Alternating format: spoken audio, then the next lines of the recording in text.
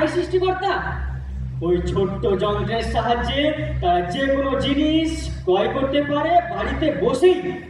এমনকি ওই ওই সুরা পানের ইচ্ছা হলেও তা ওই যন্ত্রের মাধ্যমে অর্ডার দিলেই বাড়িতে চলে আসে। নারায়ণ নারায়ণ, দেবতাদের বোধ করি জারি জুড়ি শেষ হতে আর বেশি দেরি নেই। আমি তো এই মোবাইল যন্ত্রটি আরো অনেক গুণের কথা শুনেছি, যেমন বন্ধু পাতানো, রাত্রি জেগে চ্যাট করা, প্রেমালাপ ইত্যাদি ইত্যাদি। প্রজাপতি ব্রহ্মা, আরো একটি ভয়ঙ্কর ব্যাপার আছে। সে কি আরো ভয়ঙ্কর ব্যাপার? সেটা কি রকম আপনি ব্যক্ত করুন। ওই অ্যান্ড্রয়েড ফোনের সাহায্যে লোকেশন এবং রুট ডাইরেকশন বের করা যায়। যদি আপনি কোনো অজানা জায়গায় যেতে চাইলে ওই যন্ত্র আপনাকে বলে দেবে কোন দিকে যেতে হবে, কত দূরে আছেন, কত সময় লাগবে, সব কিছু। তাহলে তো এবার ওই মনুষ্য জাতি ওই যন্ত্রের সাহায্যে এখানেও এসে পৌঁছাবে।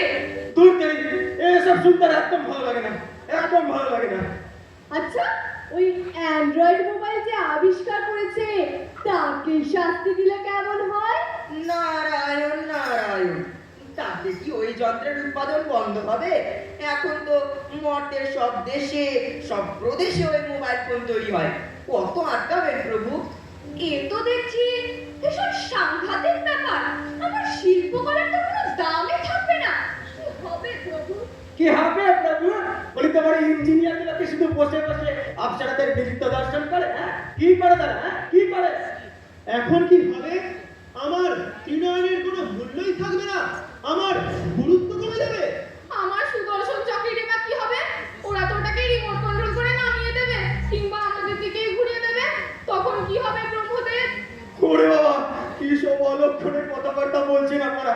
এবার তো দেখছি প্রেসার, সুগার সব বেড়ে যাবে। তাহলে উপায়?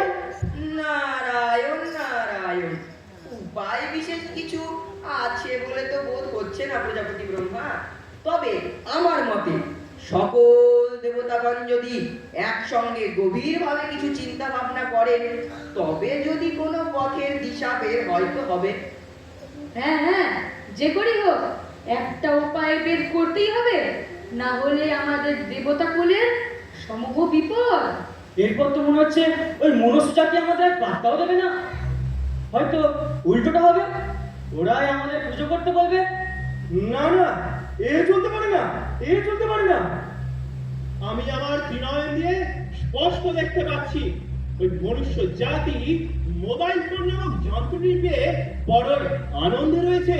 তারা ঘরে বসে বেড়াতে যাওয়ার শপিং করছে, টিকিট বুক করছে, বদ্ধ ঘরে বসে নারী পুরুষ একে অপরকে দেখতে পাচ্ছে, এমনকি প্রেমালাপ করছে। শিক্ষকরা দূরে অবস্থিত ছাত্রছাত্রীদের শিক্ষা প্রদান করছে এবং কারোর কারোর কাছে তো দেখছি শুধু একটি নয়, 2 থেকে 3টি অ্যান্ড্রয়েড